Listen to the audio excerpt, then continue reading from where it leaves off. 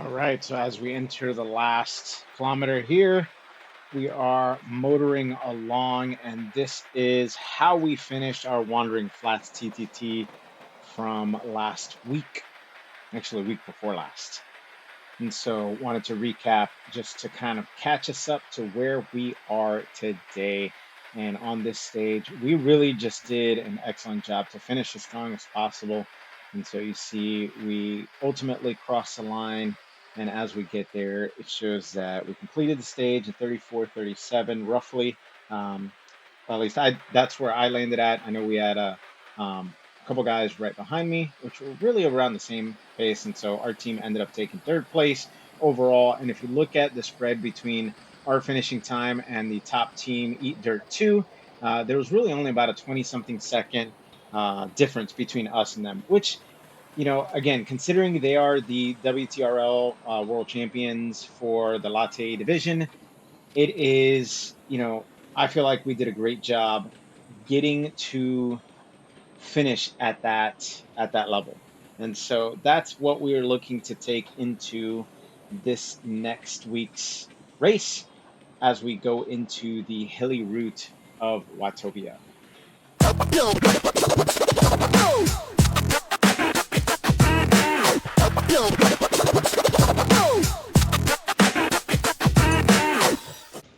And so now that we are caught up, we are in the hilly route Watopia, which is 3 laps going around the OG part of Watopia. And so this includes the Zwift KOM, which again, we're going to have to do this 3 times. And so we got the Zwift KOM, the sprints, and the S's. And so that is going to be really the hardest part of keeping this group together. Because again, this is, it being a TTT means the best thing we can do for each other and for the team is to stay together as best as possible. And so the going up the Zwift KOM, especially this direction where it's steeper, it's harder. Um, you have to, really work to find a pace that's going to work for everybody. So that way you're not dropping guys on the climb and then having to wait at the top of the climb for them to catch up, or having to, lose a lot of valuable time going at an unnecessarily slow pace. And so, us being a latte team, our average watts per kilogram that we aim for when we're off the front is roughly around 4 watts per kilogram, depending on the group that's together. And that's kind of what we're aiming for this time around. And so that ultimately means that while we go through these with KOM, we want to find a reasonable pace. And what we talked about initially on Discord, where we coordinate everything, is trying to hold somewhere around 3.5 ish up the climb. So that way, anyone that's heavier is not, getting dropped, and anyone that's lighter is not flying so far off the front that, that ultimately it's going to become difficult to kind of manage the group to stay together. And so as we get ready to get started, the lineup that we have for this week, as I'm pulling that up this time around. So this time around, the name of our group changed. We are the Dirty Watt Electrons, and so we've got Bobby G, DJ Thompson, myself, Steve Levine, Steve Swanton, Tim, Greg, and the Coffee Snob. And so Greg this week, because um, we don't have a dedicated DS this time around, Greg this week did a fantastic job filling in as our DS. And so kudos to him, because that really made a huge difference. And having someone that can take the lead in coordinating who's going when and talking through each part of the, stage, whether it's on the hills, on the flats, ultimately keeping us corralled, so that way, someone like me who, I'm getting better at climbing, and climbs like the Zwift KOM, I could, easily do 5 watts up the climb and be fine because it's such a short climb. And so it allows people like me to not go so hard off the front that we end up, hurting ourselves, and having to again play those games of regrouping and slowing down, speeding up, and really making it chaos. So as we launch, you see, we do our best as we get, as we come down this ramp to just kind of get in a decent line and stay together. Again, Greg is talking us through like, hey, especially since we got a couple new riders this week, to not only to the team, but also to TTTing. He's talking us through, hey, let's make sure we're getting in a line, make sure that we're not going so far off the front that we're getting ahead of the front rider. And you see, while we were climbing, we're just doing our best to kind of hold the pace. And for me, that was actually really hard because again, my tendency, especially with a lot of the races that I do, um, is not as geared towards team tactics. And so I end up flying off the front as hard as I can. Where this time around, I was really trying to find a gear that I could manage my effort and stay with the team. Um, whether it was slightly off the back, and Greg kept on checking in on me like, hey, you okay? You good? He could see that, I had a couple seconds back, and I'm like, look, I'm good. Like I'm comfortable. This is a good pace. I'm just trying to find the right gearing for me to, stay with the team, to stay in a position where I'm not gonna get dropped, but also I'm not going to overshoot our guys. And so as you see, we passed the OTR team there, gave them a high five virtually in chat, and just kind of kept pushing on. And again, in this type of stage where there's steep climbs, steep descents, even though they're not very long, it is a challenge to organize and get the team to stay together. And again, that's why give so much praise to Greg, because he really did a great job talking us through when to put power, when to not, letting us know, hey, we're on a downhill, the heavier guys are going to roll forward, don't worry about it, just keep pushing, don't let you know it was that scenario of like, don't let the strictness or the rigidity of trying to stay in a pace line and everybody trying to go in the exact order that we're positioned in, to let us just work dynamically together and kind of feel our way through some of these parts of the stage. And so as as we would roll through, he would let us know, hey, this next person come up, or anyone want to take position. And when I could, I would, push myself up and, take the reins for a little bit and do my best to hold. I was comfortably holding about, 30 seconds to a minute on my pulls. I wasn't trying to go overboard because again, you know, this latte team, we are positioned in a way where, we could really push the envelope in terms of power and performance. And so I don't want to overdo it in the beginning by taking 1 minute pulls and then not being available for the end of the stage. And so again, as we hit the Zwift KOM, just trying to manage my effort and find a gear that I could comfortably stay in the middle of the pack, or just stay together with the group. And again, I would fall a little bit behind, but I would push myself up as Team Type 1 just flew right by us. Kudos to them because they like, I didn't even see them come up behind me, and then they just kind of blasted through. And so that, for me, motivates me to want to push harder, and kind of, do the work to catch them. But again, this is the whole point of a team time trial is to work together as a team. And so as we kind of regroup and catch back up here at the backside of the Zwift KOM, we're just ultimately doing our best to get everybody together. With this team of 8, that means that we can spend um, a little less time worrying about how many turns we get, and how often we take turns, and more time on working as a group, staying together, keeping guys who are starting to hurt at this point, because we're halfway through the stage and we've already done this with KOM twice. We've already gone through the S's once, and we're going back through it again. And so we are, people are starting to hurt. This is a mixture of B pace group riders and C pace group riders. Irrespective of whatever your Zwift racing score is, this is where knowing what someone's 5 minute and 20-minute power is becomes very effective, because that's what's going to determine how hard we can go as a team when they start to average those numbers out for everybody.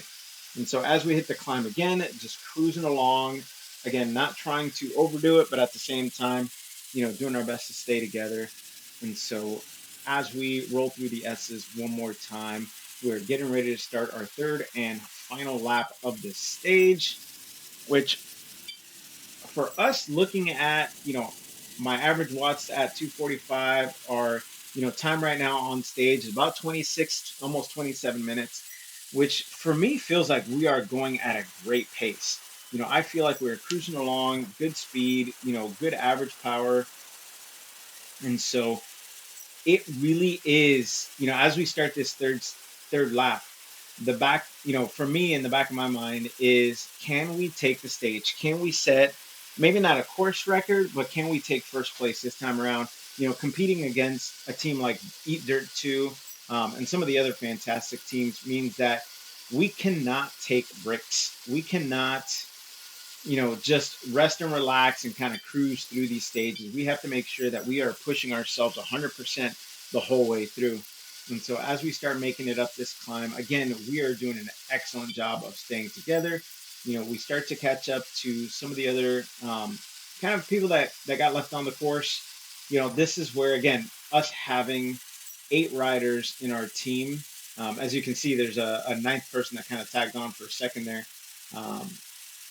And so us having 8 riders on our team at this point just goes to show how strong we are doing. You see, we passed these 3 other riders, 4 other riders, whatever it was, which means that they either, ultimately got sacrificed by their team, which is a strategy for TTTs. Again, the TTT finish time is based on the 4th rider that crosses the line. So a lot of times what teams will do is they will position it where the stronger riders kind of set a pace, but the riders that they know are going to drop off, they have a point in which they're like, hey, you're going to work as hard as you can until this point, and then you're going to drop, and you're good for the rest of the stage.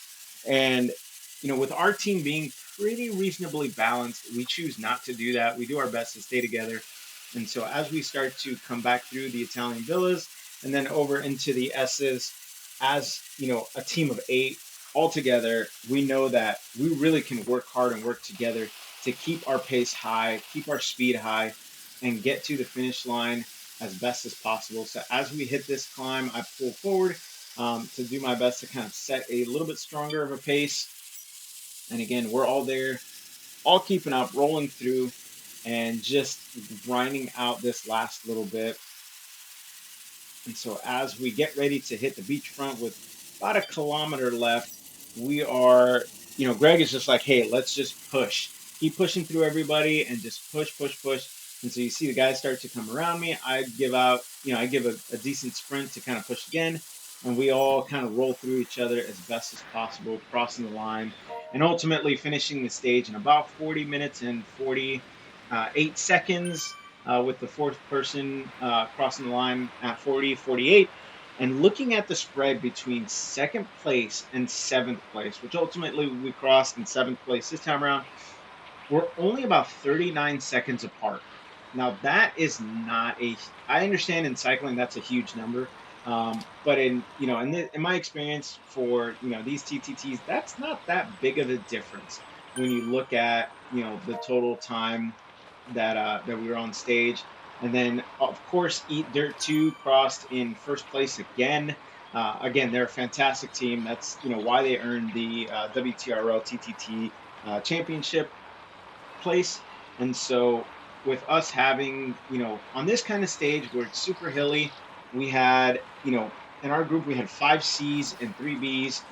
I think we did a fantastic job doing, not only getting, finishing the stage only 39 seconds away from, 2nd place. I'm not even going to count 1st place this time around because we're so far behind them. But, having a 39-second spread between 2nd and 7th place, and then our team, crossing the line within a couple seconds of each other, um, as a team of 8, I think we did a fantastic job, and I'm 100% looking forward to the next stage that we do. which this time around we are doing the Richmond 2015 UCI World course reverse. And so I love this Velo viewer view of this course because if you look at how Zwift Insider displays it on his main page, it looks relatively flat. Like if you take the Zwift map of it, it looks relatively flat. But when you look at the Velo viewer, you can actually see it really is not flat. Yes, the green part there is pretty level. There's a couple, you know, if I were to spin it a little bit, you could see that it's kind of, some downhill and then uphill. So it's not perfectly flat, but there's you know, the hills for the cobbled climb.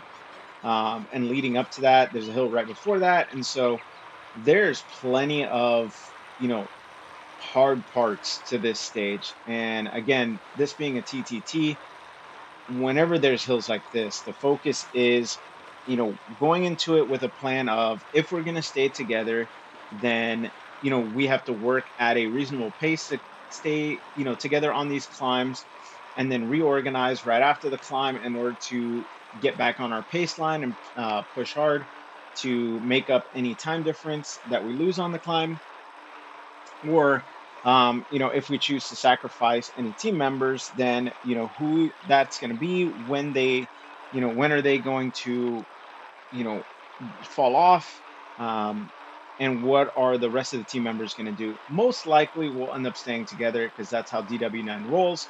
And we do our best to kind of stay together as a group because we got a pretty well balanced team and a pretty strong team at that. And so I am definitely excited about the team that we're racing with this week, but I will talk about that more when we get there. So hope you enjoyed, and I will catch you guys on the next race.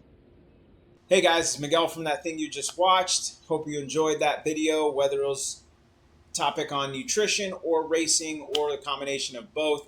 Feel free to come back. I will continue to put out videos like this and continue to showcase what you can do with smart nutritional strategies, combining that with racing, because that is what this channel is all about. And feel free to check in if you want to see more racing. Click on wherever the link's at, subscribe, and I will catch you guys on the next race.